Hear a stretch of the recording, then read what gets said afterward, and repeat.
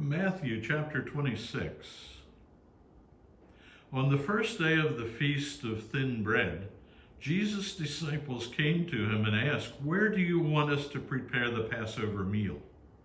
And Jesus told them to go to a certain man in the city and tell him, "Our teacher says, my time has come.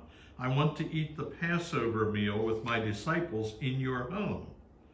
And they did as Jesus told them and prepared the meal. When Jesus was eating with his 12 disciples that evening, he said, "One of you will surely hand me over to my enemies."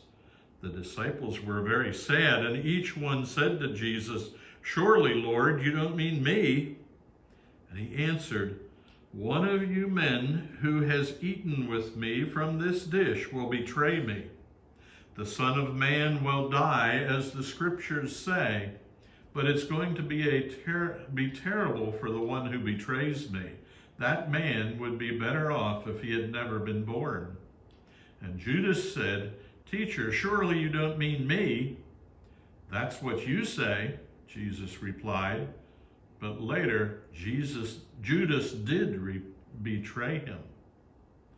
During this meal, Jesus took some bread in his hands. He blessed the bread and broke it. Then he gave it to his disciples and said, "Take this and eat it.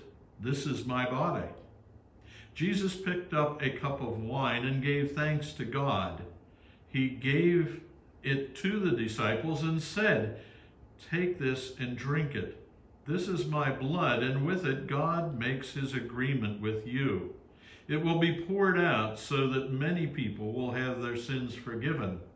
From now on, I am not going to drink any wine until I drink new wine with you in my Father's kingdom." Then they sang a hymn and went out to the Mount of Olives.